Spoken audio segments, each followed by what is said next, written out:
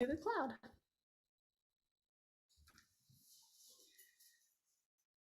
Hello, hello, hello, hello. Hi, everybody. If you are just joining, please feel free to turn on your video and your audio so I can see you. Oh, hooray. What's up, Arlene? Oh, hi. Oh, this is going to be a fantastic class already. Got to a great start. All right, we have Michelle. How's it going, everybody? Oh, yay. Hey, Ellen. Hi. Ellen, you want to play today, right? Um, I could, but I'm more than happy to let somebody else play. Well, that's great. Let me actually just double check real quick the list that I was sent. Hold on. You guys, I'm so excited. It's amazing to have missed 1 month of this because it feels like it's been forever since we've been together. So hello again. Some of you I saw last at NFA, some of us since then, but okay, let me just check. Okay, I have a question for you. Yes. You've been to the NFA, you've been to the Adams Flute Festival. Yes. As an old timer Canuck, which one would you recommend I go to? That's a very good question and a very difficult question because I think they're both super different for different reasons. Fun. I'm going to mute somebody. Hold on here. There we go. Okay. NFA is like the how do I even put it? It's like the ultimate thing. Like everybody's there. There's tons to do every day. It's super super high energy. I think Adams Festival is a little bit less, like there's less people there, there's less going on. Yes, exactly, Ellen. The Flute Super Bowl is Okay. Yes. Okay. And Adams Festival is like going to like your local college football game. Oh, okay. Like it's just a little bit less less going on, but I love the Adams Festival because you actually have a chance to have conversations with people. I feel like at NFA, it's so hard to find 5 seconds to like spend time with anybody. But it is incredible. Like there's so much there. It's totally like Disney World. It's a bucket list thing. Yeah, for sure. Yep. Arlene, where do you live? In British Columbia. Oh, okay, cool. So NFA would probably, well, it might or might not be easier for you to go to, actually. I don't know. Well, time-wise, it would be. Yeah, that's fair. Yeah. Okay, so let's oh wait, I was looking at this. Okay, so I have who have volunteered to play Ruth Levitsky, who's not here. Michelle. Do I see Michelle? Hi. Hi, Michelle. Yeah, I don't have anything particularly prepared, so I don't know how no this problem. works. My first Yeah, time. totally. I'm kind of trying to get a feel for it because it works a little bit different every time, which is kind of the way I roll. But where do you live, Michelle? I'm in the Detroit area. Oh, cool. That's Yeah. awesome. Very cool. And what's your flute life story right now? Do you play in anything locally or what's your Yeah, well, I play more jazz, so I do a lot of Latin jazz with my flute. Yeah, so I play saxophone as well, but Oh, flute was my awesome. first like instrument, so Oh, I try to keep up with it. Yeah. very cool. Do you do a lot of improvisation stuff? Yes, yeah, that's my thing. Yeah. I love you. I'm so glad you're here. Fantastic. Great. So now people are still going to kind of start to filter in, but now that we're 5 past, I'll go ahead and get into. Oh, Christine can hear now. Hooray. Good. I'm so glad. If anybody has issues with hearing or anything, let me know. Michelle, wait, is Deborah here? No.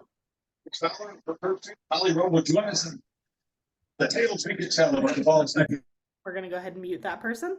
And okay, great. So the people out of the people who signed up, Michelle and Ellen, you are the two that are here. So first of all, again, thank you so much to Flute World for putting this on. It's like the coolest ever that they do these collectives and that they give us a chance to connect as a community. I think it's just the best. It's like kind of the whole point, and a lot of the reason why I play the flute at all is to connect with all of you. So thank you, Flute World. Thank you everyone else for being here. I do a lot of these classes.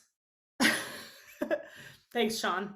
The coffee shop soundscapes, though, can be very interesting. So, you know, I run this class very differently every time. It kind of depends on who's here and what we all need. So, but this one in particular is meant to be focused mostly on going over the etude that we're playing in Etude of the Week.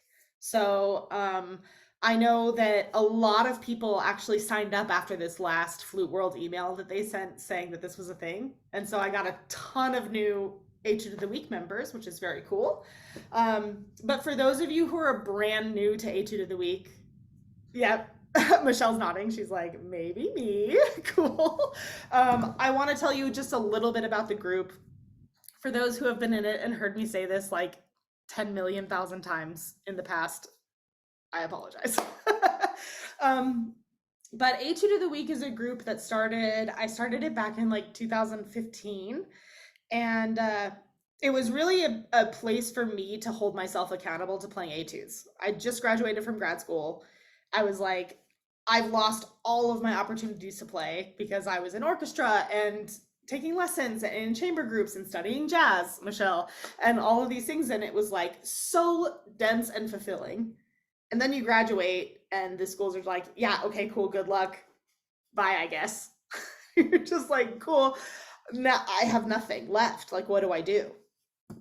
Hi, Gail. Yay, it's nice to see you. And so I needed something in my life to kind of replace my weekly private lessons.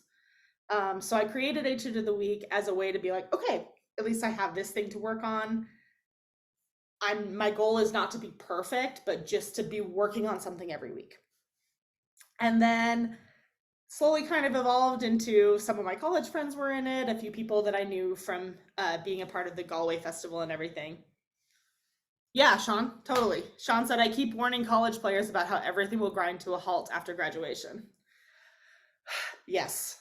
And a whole nother class I like to talk about, or a talk I like to have with people is just about how important your connections are no matter what, because that is the thing that you keep, you know, after graduation. You can always keep practicing. You could start the flute when you're, you know, I don't know, in your 60s and still in 10 years get very, very far. But to me, the connections is the thing. So anyway, Etude of the Week exists. It's grown now into almost 8,500 people, a little over that, I think, from like 180 countries, 150, 180, I don't know, something. And the thing I'm most proud of that I did not know would happen and I did not expect to happen was that it would turn into a place that everybody, no matter what your level is or where you're from or what you're trying to do, felt safe to show up exactly as they are. And it's great because I really think it's turned into that, and it's something that our community has always needed and will always need. So the whole point of this class and any class I ever give is really to just help whoever is here be able to get advice from others if they seek it, or just to be able to perform for people in a place that feels really safe, and also get enough, you know, feedback to be able to take something and feel a little bit inspired or have some more tools for practicing. It could be Bohm Etudes or not.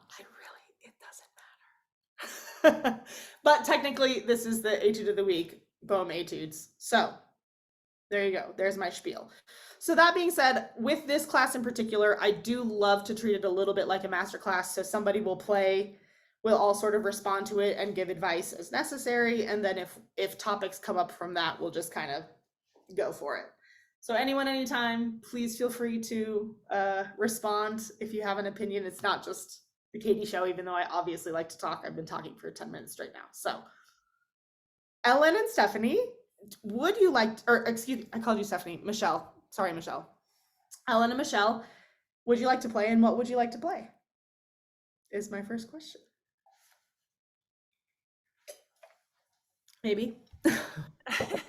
Yeah, like I said, I don't have I didn't know what the Etude Totally was. fine. Yeah. So So I didn't what do you tell me prepare. a little bit about what you said you do jazz stuff, you like to do improvisation, you know. Yeah. Are you Yeah. new to Etude of the Week in general? Well, yeah, because again, it's hard to get motivated to play etudes, and I'm like, okay, what should I Yeah. be doing to like, okay, yeah, I mean, even performing, sometimes you don't feel like, oh, like you want to improve or, Sure. so, Yeah. so yeah, all the improv stuff I work on all the time, but Yeah. just as far as like trying to make sure that I'm keeping up with flute, and that's can be challenging when you play more than one instrument because it's like, oh, now I pick up this instrument, now I put that down, and now where's my embouchure here? And Oh, so, and yeah, flutists especially are obsessed with tone. So yeah, it's right. like when you play other instruments, especially, I Yeah, think flute's kind of a different sort of beast, and this idea of keeping up with it, yeah, great thing to do with etudes. It's like really kind of the perfect bridge, I think, without having to spend like a million hours on learning a concerto, but you still yeah. get some musicality and good technique out of it. So I'm glad you're here. That's fantastic. Yeah. um, so Michelle, this is really up to you. I would love to hear you play. I'm sure we would all love to hear you play. Yeah. I know it's such a weird, nerve-wracking thing to play with flutist, which Yeah, I just didn't I clicked yeah, I just didn't know what plan anything some ways whenever I never um plan anything. So okay. Improviser, right? yes, I'm an improviser at heart as well. But I think there's so much beauty that can come from it. I mean, I Mhm. feel like I love giving classes on improvisation and talking to people, especially classical musicians, about Yeah. how beautiful improvisation is. How many of you are still terrified of improvising? I'm gonna raise both hands. Actually. So, Well, you no, know, I'm not terrified anymore. well, me neither. You get up, I remember being really, really bad, Mhm. going home, wanting to crawl under a rock, and then Yep. getting up and trying it again until I guess, until now, like I was watching a video. I'm like, well, that doesn't totally suck, like it's not terrible now, like Honestly, so. that's kind of a beautiful goal to get to, is to listen to yourself and be like, well, that doesn't totally terribly suck. Yeah, that's like the best I can hope. I'm like that, that's It's not so great. bad. I don't hate that. Yeah, right. But then always there could be something better. Well, that's this Mhm. is an amazing conversation actually, because I feel like that's kind of the line, right? Is that it's amazing. One of the things I love about playing this thing is that I will never be perfect at it ever. Mhm, mhm. Yeah, or music in Like general. you Yeah, need multiple lifetimes to be yeah. able to really be able to control everything, you know? And that's kind of a part of the attraction, right? Is that there's always something to work on. And that's also the worst part. There's always something to work on. But I like what you just said about when you first improvise, you go home and you're like, cool, I will never speak to those people again. I'm so embarrassed. Yeah, right. But there's a part of it that is kind of you're teaching your brain that you're not in danger because you do it anyway, even though Yes, right. you're Nobody died. That's what I always tell my students. I'm yeah, a private teacher. I'm like, nobody died. Everything's fine. Making a yeah, mistake isn't the worst thing in the world, as long exactly. as you learn from it. Yeah. Yep. Easier said than done, but the doing is what helps the brain kind of be able to, you know, process that you're actually not dead after you do it, you know? Right, exactly. So do Uh, you guys have like the kind of what kind of warm-ups do you guys I do the I had the Robert Dick book, the tone how many development of you have through. seen or know about the Robert Dick book? Anybody? Ellen's got it. Okay. Can you tell us a little bit about what it is, Michelle, just so that people, Yeah. yeah. So, when I didn't get flute lessons when I was a kid in high school. So, later I did, but I had so many bad habits. I didn't know how to do any. I couldn't get the high notes out. I would just blow hard and crack them out. And so I think what I got the most out of that book was the working on the harmonics. kind of learning where the high notes are, like really, really helped my being able to actually play high notes. That was one of my favorite things in it. Has anybody here not practiced harmonic stuff before or does not know it? Amazing. Hello, Anthony. Hi. Welcome. Hi. Hello, hi everyone. Where are you calling in from? Atlanta, Georgia. Oh, fantastic. Very cool. We're all different time zones. I love it. Cool. So just to kind of speak to what Michelle's talking about. So she's referencing this, what is it even called, Michelle? It's called tone development through extended techniques. Yes, good. Yeah. So he really outlines extended techniques. I'll have to go like this, I guess. Yeah. Well, his music is crazy if you've listened. Yeah. Yeah. But it's basically just like flute sounds that are not like, you know, you can make a bunch of other sounds on the flute. And he outlines them in an amazing way, right? Like gives you all the fingerings for like, you know, multiphonics and about all this stuff. But harmonic studies are actually so wonderful and apply to a lot of the etudes that we're working on. Pretty much any etude or piece ever that has leaps that are larger than, you know, like a fourth, when we get into this idea of flexibility with your air, right? Yeah. Harmonics are the best. Yeah. You have to be able to move the direction of your airstream to get all the different harmonics out, right? I know we're not talking about etudes yet, but we have plenty of time, so yeah, we're gonna be okay. But there's a harmonic exercise that my teacher Christina Jennings used to have us do. I don't know which one Robert Dick does, but I'm just going to show you this one anyway. It's on the low C. So we do low C harmonics. And basically you play the whole harmonic series, but you go like,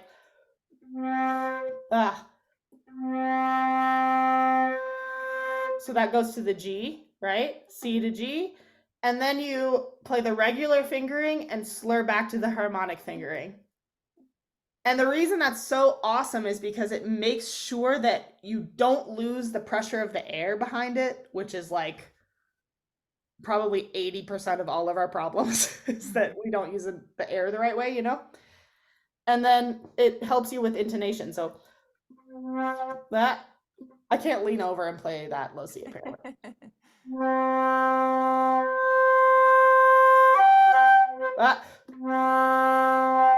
Oh, it's a C first, sorry.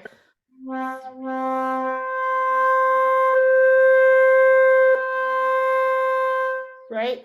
Then you start from that C, then it's G.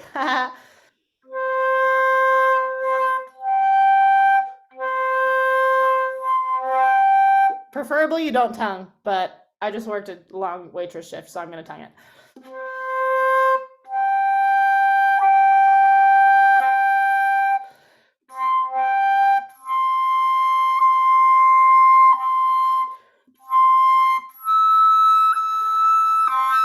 Right? Yeah. All the way up. Yeah. And it's amazing because each register, I feel like if you were to write out a chromatic scale and someone were to actually track like each tiny measurement of the direction of your air, there's kind of like 3 main differences between low, middle, and high. And then there's a couple little sort of bigger things in between, like each of the harmonics. And then in between that, it's teeny tiny movements, you know? So harmonics are the bomb. That's all I'm trying to say. If anybody wants that exercise, I'll send my email here in the group chat. And I have it written out, so I'm happy to send it to you if you want. Okay, so Michelle, in that case, no, you do not have to play a Bohème Caprice if you don't want to. If you do, please feel free to. One of the things that I love to encourage here is that it's not about playing the entire thing like a performance ready situation. If you would like to just work on one section of an etude or whatever you want, I think sometimes that's more productive Yeah. Did So you it's up to now? you. Do you guys do you share the Etude? And I might have the book somewhere, but I didn't. Again, I Yeah. didn't. Oh, for sure. Yep. I've got Yeah. it. Absolutely. Yeah. So this is the one that we're on now. Okay. Um, Ellen, what would you like to play? Do you have a? Yeah. In the meantime, right? No, I'm just curious so we don't do the same thing that she might want. Well, I'm so sorry. I need to leave it in about 10 minutes. Oh, So, well, do you want to play so for I like think Michelle 2 should, minutes well, now? my big project Yeah. that my teacher told me is going to be my project is intonation. And I think these are great for doing that. She gave me a bye with my new head joint, and apparently my grace period has run out, and now Now you have to actually do the things. Okay. so I'd like to think about from now on how I use these to improve my intonation. Amazing. Great. So Michelle, you think about what you want to play. I'm going to have Ellen actually do something for 2 minutes, even though she has to go in 10. And then we'll come back to you, okay? So I love that, Ellen. Do you want to focus on that through a specific etude? Is there one that you would have ready to go or no? Well, the most recent one, since we don't have It's a great time. one to do because it's in E major. So Yeah, yay. intonation wise, that is one of the worst. Right? So Right. yeah. So let's do that. That sounds great. Okay. Actually, let's do this. I need to Can everyone see this okay? It's all right? Yeah, cool. And I need original sound On, yeah. Could you guys hear me when I was playing earlier, or was that just a bunch of... Yeah? Okay. I forgot to turn my original sound on, so this shows how many times I've done these and I still always fail. It's fine. Oh shoot, I had 18 out. Oh, 18's fine. That works That's too. all right. Either way, it's really great. I mean, it's C sharp minor, even better, if you want to talk about intonation. Okay, I'll stick with that one. Okay, great. So before you even start, let's talk about C sharp major intonation, huh? Who knows about any of the tendencies of a C sharp minor? I said major, C sharp minor, excuse me, key. Anybody? What happens Like to our C C sharp? sharps? What's the deal with C sharp? Besides that it's terrible. Yes, Arlene, it's sharp. It's so sharp, right? Like unless it's the low one, sometimes not as much, right? But middle, high, terrible. Why? Why is it so sharp? Who knows? Because there's nothing to stop the air. I mean, the air is just Totally. in free flow. It's the most open, right? Like the only thing you're doing with your finger is opening a key, right? So it's like the most open. You can do things, like put down some of your right hand to make it a little more resistant, but it's terrible. Yep, exactly, Sean. Notoriously out of tune. Exactly.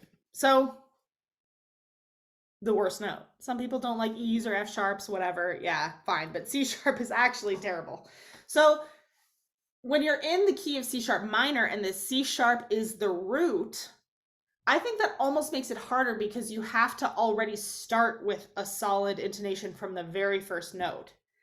So if you start with a C sharp and it's not quite in tune, that's the note that everybody has in their ear already from the very beginning. So you have to then compensate for all the other notes when really it's the C sharp that needs compensating for, right?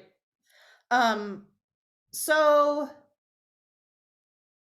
that being said, Ellen, why don't you just play a little bit of this as fast or slow as you want, and we'll just kind of all just listen for what you notice. That's all I'm going to say. Okay. Okay.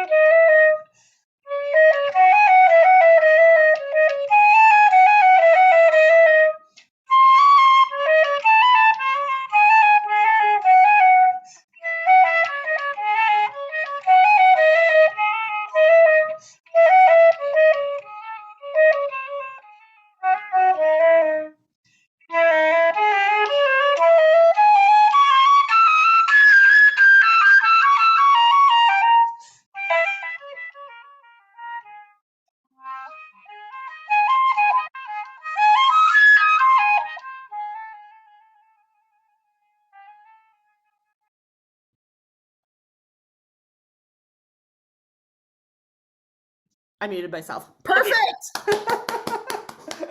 Oh my gosh. One of the worst things about Zoom is when you stop playing something and everyone's muted and you're just like in your own silence. It's terrible. Ellen, you are playing in such a beautiful, smooth, like your tone is consistently so even the whole time. It's really awesome. Thank you. Yeah, nice. Does anybody have anything they noticed or anything they'd like to say about hearing Ellen play that so freaking great?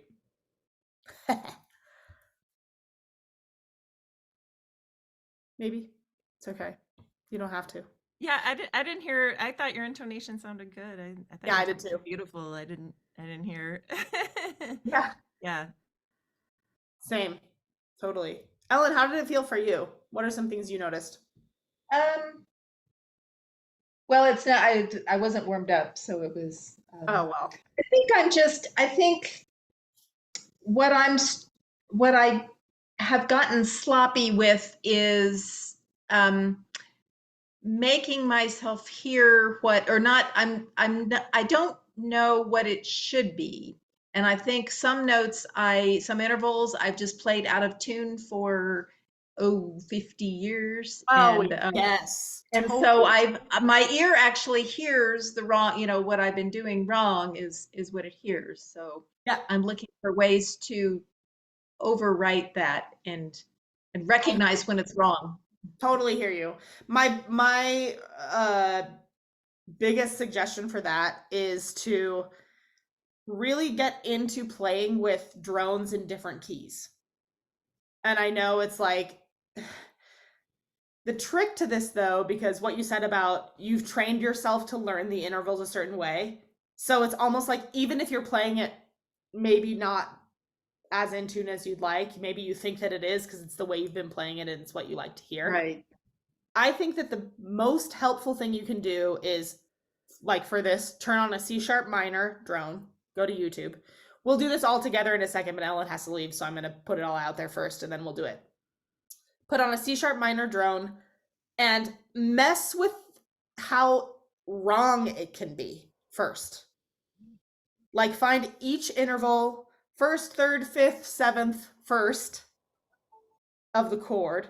And each note, like start it somewhere, but really go flat and really go sharp, like to where you're like, this is uncomfortable. And then try to kind of do this sort of game of going flat and sharp and flat and sharp until you really can like feel that it's right. Because we can feel it. It's like a, this dissonance it's, it exists. And when you're really paying attention to that in a way like that, I think it helps you be able to really actually be able to retrain yourself on where the thing is. The hardest part about that is you have to do it in every key really patiently. So it takes a long time, but the time is kind of worth it because then you just are starting to automatically adjust when you're in an ensemble or you're playing with piano or it's even solo, just intervals. Like you just automatically start to adjust if you practice that way, I think. Have you done that drone work? You had some apps that you recommended, some drone apps. Yes. Yeah. My favorite is just to go to YouTube and type in the key signature you want. And there's a bunch of different like vibes, But my favorite app is Tunable, I think. Do you have that one, Ellen? No, I was kind of shopping around and So looking for something free. Tunable looks like this. Can you see this? Where if I were to play it, hold on, I'll try to play a C sharp and hold this. Ready?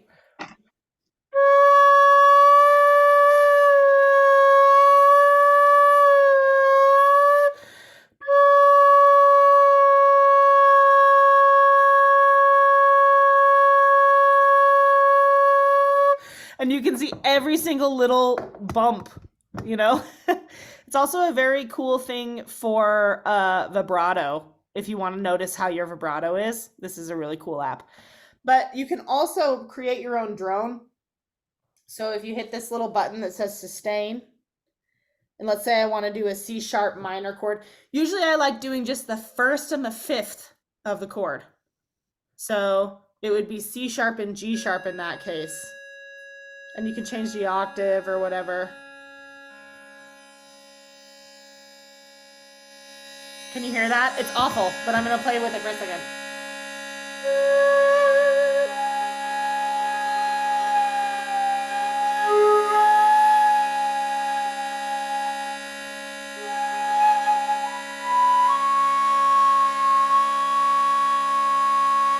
And like, I'm sorry, everyone. Stop. Oh my God. It's not that pleasant, but it's almost like a shock collar or something for a dog, you know. Sometimes you just gotta train yourself a little bit. So yeah, I know you have to go, Ellen, but that's I was just looking for tunable. I can't find it on the App Oh, Store. okay. Let me I'll text you a link. Yeah. Hold on. I think I can. App Store. There it is. You find it? It's pink. Yeah. Yeah. Okay. Yep. Cool. Got it. Yeah, check that out. Otherwise, YouTube drones are great. Okay. But again, Thank what you are very much. Yeah, of course. We'll see you. Have a good time. Bye. Whatever you're doing. Bye. I'm a big fan of working in one key signature a week. Yes, for anything technique or intonation related. You cover them all in about 3 months and you can spend a week. That's so good. I also love looking at things from that perspective of like, okay, if I actually just took little chunks at a time, like you're approaching an etude or a piece of music or whatever, I'm going to do 3 measures of this a week. How long would it actually take me? Usually it's actually shorter than you would think. You know, it's cool. Amazing. So does everybody have flute? Do you have flutes with you? Everybody? If you don't, it's okay. Gail doesn't. Okay. You could just listen, Gail, and imagine, just mentally play. I'm going to pull this etude up that I was just working on with Ellen. And I would love for all of us just to kind of forget the rhythm of it, but I'm going to turn on a C sharp minor drone. And I want you all just to listen to your sound and the intonation and kind of make a little, improvisation out of the notes that you see. We'll all make sure everybody's on mute. So everybody mute yourselves. I'll keep mine off mute just so you can kind of play along however. And it's a really fun game. So I will now share this again. And I'm just going to leave up the first 5 lines or so. You can kind of make something up out of those things. Okay, here we go. Ba-ba-da. And I'm also going to pull up, oops. Sorry, everyone. I swear I know how to use technology sometimes. I'm going to pull up a C sharp minor drone. All right, tell me if you can hear this, everybody, okay? Hold on, it hasn't started Creating yet. your first video? You should start with the music. Go to artlist.io and get high quality music and sound effects for. Okay, can you hear this? Yeah? Okay.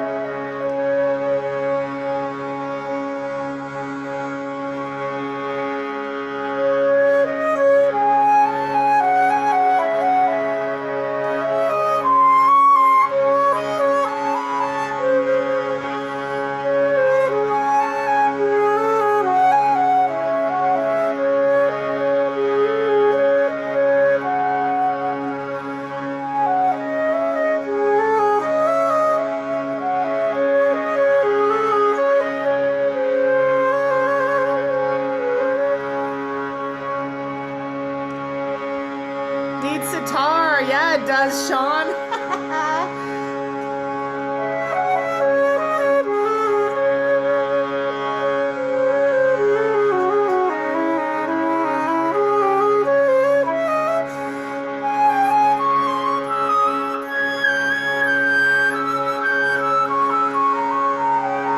I have to scroll, I'm sorry. I'm scrolling, sorry.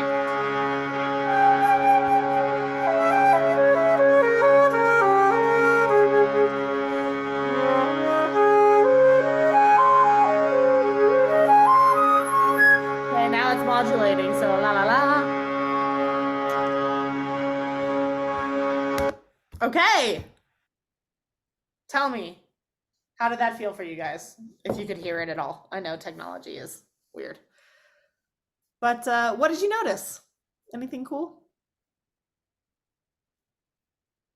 Feel free to unmute yourself and speak if you'd like. If you don't, I'm good at talking, so. I just noticed that it points out where you are out of tune. Really good. So cool, Becky. Yes, doesn't it? It's amazing. And I think it's fun because like you sound really cool when you play with stuff like that too. It's like, and it makes you want to find where to fit, you know?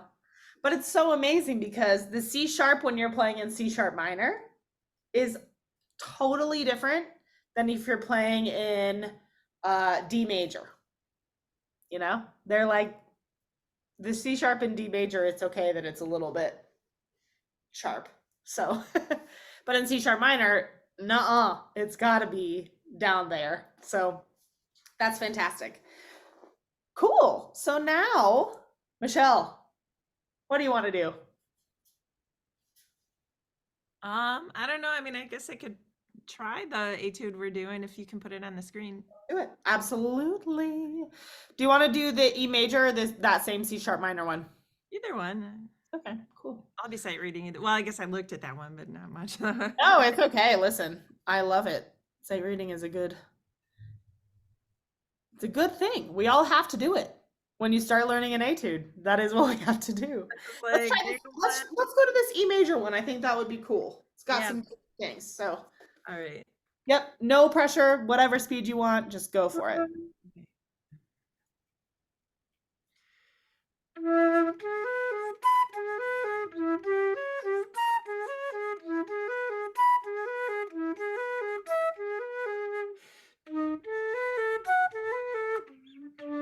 Wait.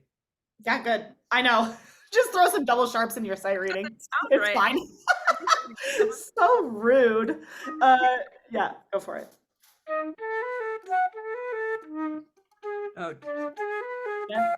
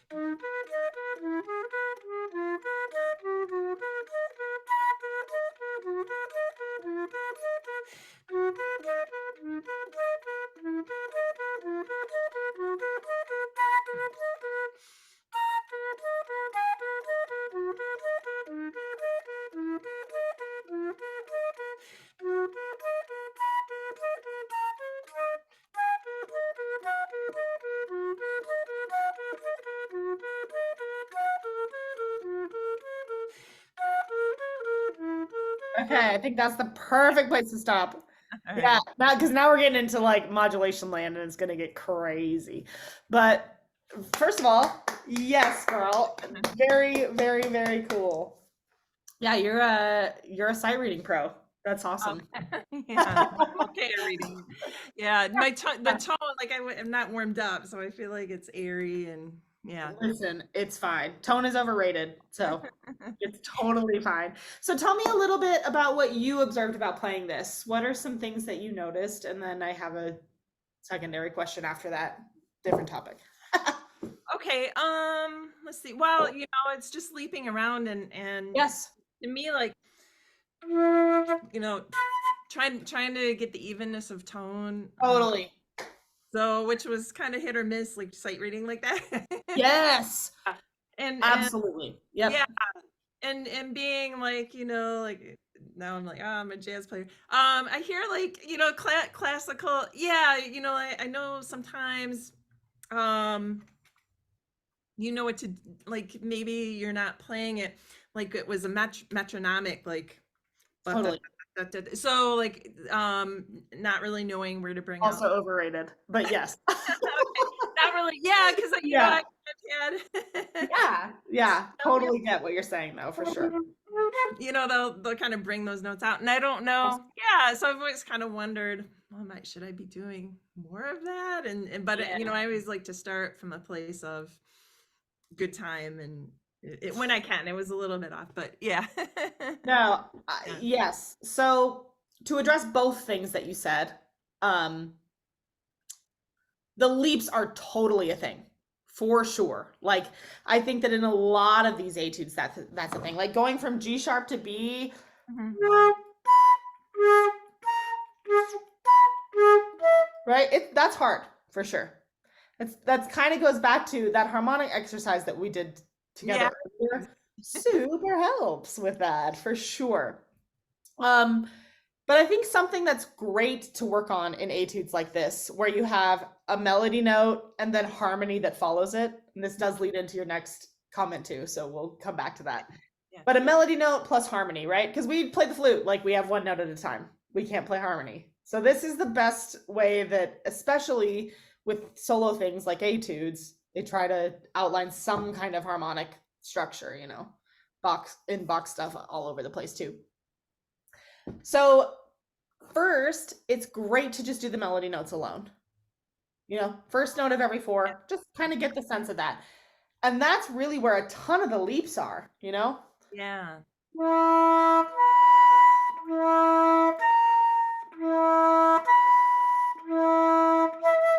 So in a way, actually, this is a really interesting sort of rhythm because it's the 2 and the 4 that he's bringing out. That's where the melody is. So it's a little bit jazzy. No. Still very cheesy, but No, I know what you're saying. Yeah. So if you were to put a metronome on here, Mhm.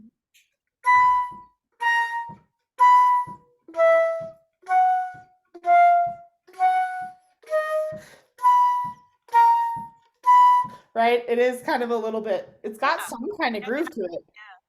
So you It's guys fun. start like practicing it like that with the Yeah, I think it's a great way to just kind of get it in your brain that those notes need to come out.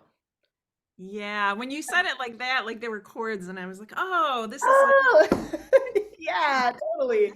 So Yeah. then when you're practicing, and that comes to your rhythm thing too. yeah. Everybody here, you can listen to what I say or don't listen to what I say. It's fine. You do whatever works for you. For me, I think make it sound musical no matter what. Like playing the right rhythms the right way. I don't think any composer would ever be like, those 16th notes weren't exactly the right. Like if you play it with some kind of something. I don't think you should go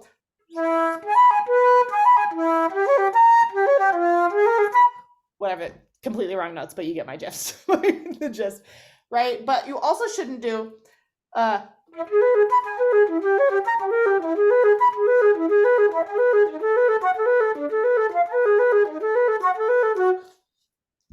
just sounds like a robot,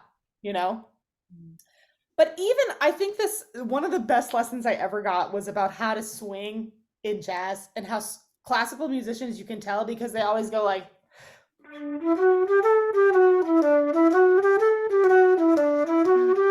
that's like how classical musicians swing, right? Yeah. But really it's actually the way you make it sound cool is that it's even with a little bit of a different emphasis. So instead it's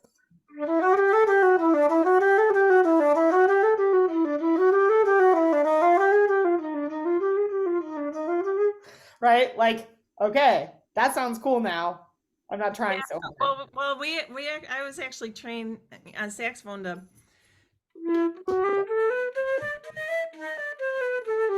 So that they're even eighth notes, but you're gonna tongue the upbeat instead of the downbeat and practice scales that way. Yep, that's what this is to me. Oh, okay. Yeah. So it's not that you play them even 16th notes, but it's not that you're not playing even 16th notes. Right. Okay, I see what you're that's the most clear instruction I've ever given. No, but yeah. I think that it all comes down to trusting yourself as a human who's interpreting music, and just like sometimes I think we take stuff too seriously and it should just sound nice. So if it sounds nice to you, great. Okay. Yeah, well, if I work on it a little more, it would. Yeah. Yes, for sure. Yeah. So just a couple of other logistical things for everybody else here too that might be helpful practice techniques for this. So first, playing every first note of the groups of 4, especially when you see a staccato followed by 3 slurred notes. Mm-hmm. Usually that is very indicative of a melody plus 3 harmony notes, right? And as much as you don't want to play it like this, oh, you definitely don't want to play it like that, trust me. Okay.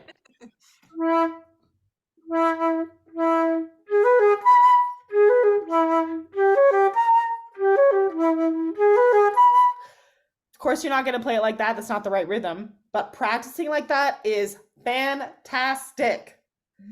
So you get your first note, and then you have your harmony. Then you have your next note.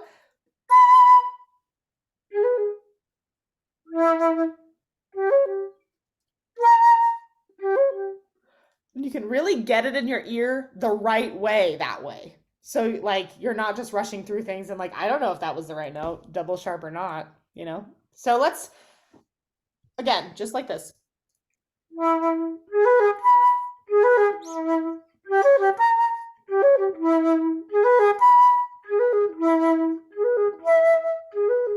Play along if you'd like.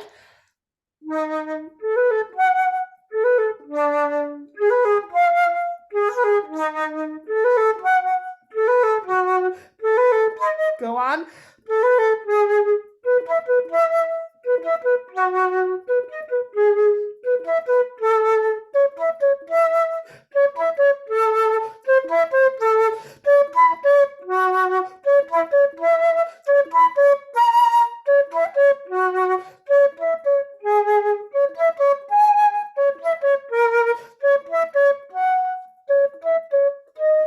You get the gist?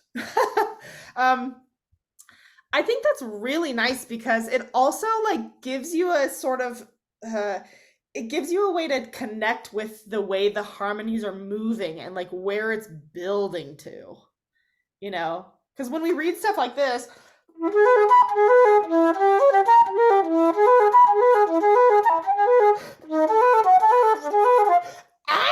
like you just it's so hard.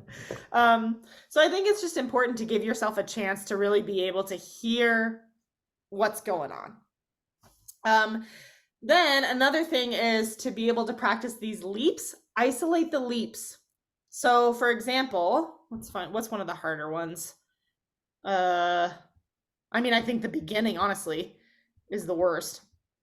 Like G sharp to B, right away. Cool. Thanks, Bohm, for putting that on us immediately. So the way I like to practice things like this is really just find each note separately first. So find your just best G sharp you've ever had.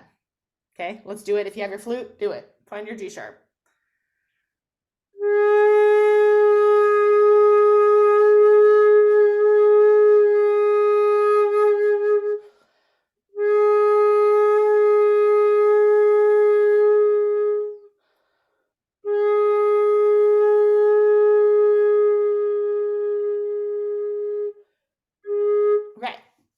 So at first I was playing it really loud because I needed to find it where it was. And then I remembered, oh wait, this is one of the harmony notes actually. It doesn't need to be as loud as the other one that I'm about to play. So then I did it a little bit soft. then I always like to hold it long enough to where you found it. So I see a lot of people do this. Nope, nope, nope, nope, nope. And you don't actually give yourself a second to just make a change. So whenever you're trying to find something that sounds good to you, like give it a minute. First, always take a good breath before you play. There's no reason not to, right? So take a second, breathe in.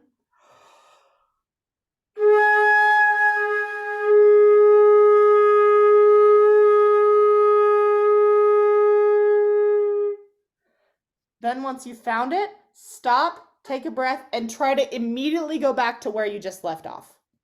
Like make a mental note, take a little snapshot of your embouchure and your air support of when it sounded the best, and then try to start from there when you start again. Okay, so again.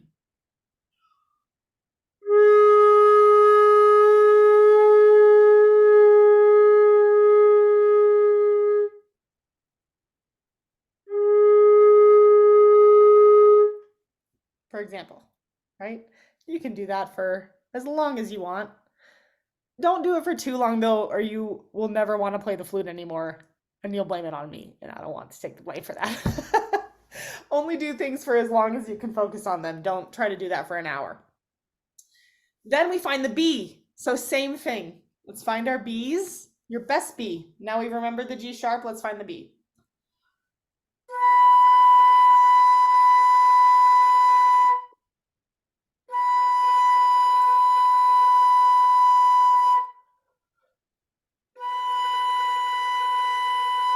Cool. Do that for as long or as little as you need to. Then we start to kind of do both, but still separate. So I'm going to go G sharp.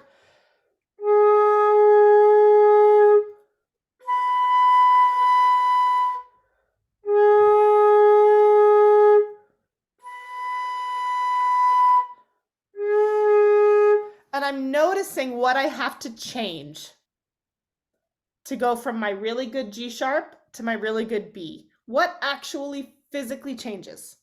For me, it's that I have to move my bottom lip forward a little bit to get the air to go up.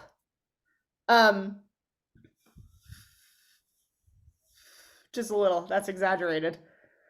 And I'm noticing there's a little bit of a difference of like my vowel sound inside. I'm really into what vowel sound you make inside your mouth. That's a whole nother like multiple classes. But for G sharp, I do a little bit more of an goes down. And for B, I do a little bit more of an like a ooh, ooh, you know. Ooh.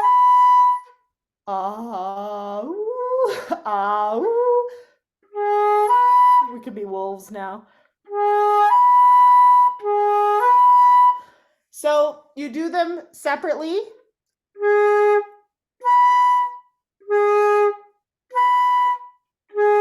Till you really feel like, okay, I can feel that. And then they get closer and closer together. And then you end up slurring them.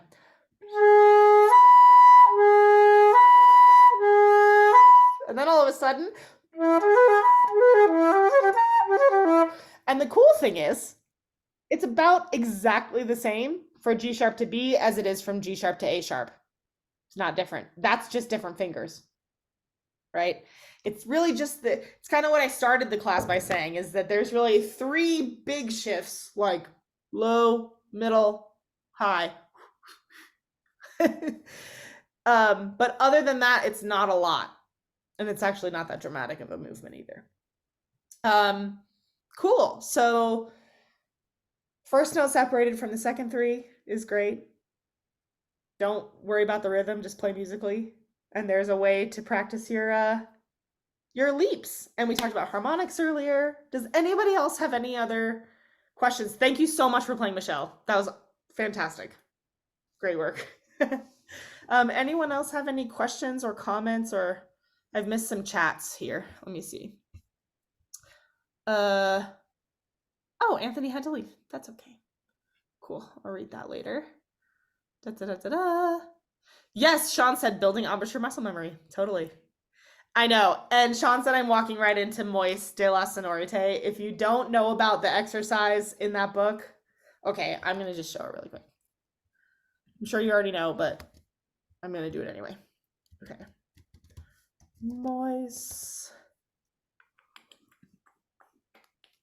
This is one of the, one of the flute Bibles. I also think that doing this and doing drones or doing it the way we did, like, they all work. You don't have to practice sonorite to be a good flute player. I'm not convinced of that. But it is a great tool. Here it is. And the exercise that helps with flexibility and really that idea of paying attention to what's actually physically happening with your embouchure when the notes are good. And the intervals increase slowly. So it's awesome. This one, so it's on page 15 is where it starts. But these are different ways to practice it, which I'll show you in a second, but this is the actual exercise. So these are the notes for the exercise. If you want this book, it is available on IMSLP. Please feel free to just email me, ask for it, and I'll send it to you. I'll send this to you and the harmonics exercise if you want. Just send me an email and I will. So this is great because first you start with this way of practicing it. See where they're all separate? And I actually really love doing these without the tongue. A lot of times we use our tongue as a sort of crutch because when you tongue, what happens? Your air comes out fast. And it sort of sometimes hides that, oh wait, you guys, look who's here. This is my parents' dog. Palmer, come here. Oh, buddy. I'm like, oh, yep, here's our little dogs. Okay, he had to say hi. Anyway, if you start with a ha articulation instead of the tongue, that is actually what's happening from your airstream and not what's happening because you're going ta, ta, ta. Right? So if you do this with ha,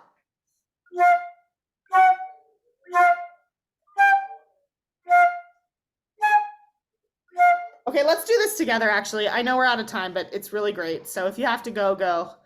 But this is a good exercise. So we're going to use this number 1 here and follow along with me with the notes, and we're doing them all separate with a ha articulation. Okay, so here we go, starting from the beginning.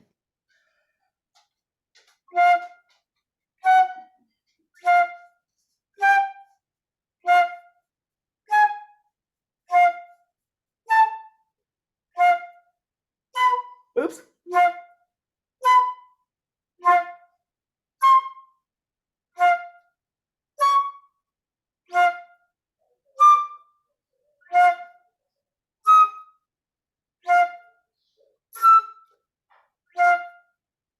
Okay, we'll stop there. We'll do an octave.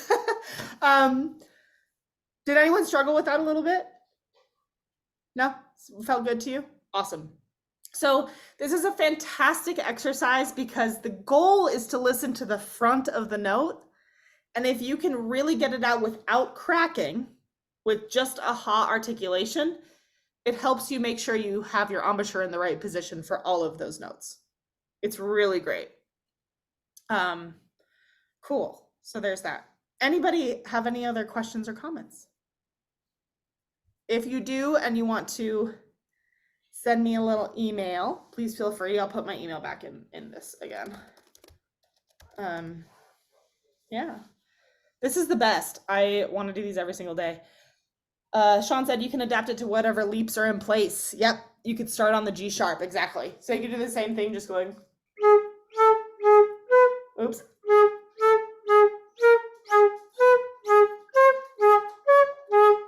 Right, just start on G sharp instead of F. Yeah, it's fantastic. Thank you, my friends, for coming. This is, yeah, literally my favorite part of the whole month. So I hope to see you all next month. So we're doing these now, the Etude of the Week groups with me every second Saturday. I think that's right. Third Saturday, excuse me. Every third Saturday at this time. So I think if you signed up for this one, you're signed up for the rest. So you'll just get an email the day of the class with the Zoom link. And if you'd like to play, but you didn't sign up for playing when you submitted the form, just say it in an email to me and you're absolutely welcome to. And we don't have to play bone. We can play whatever you want. So there you go. Okay. Good night, everyone. Thanks for hanging out. See you next time. Bye.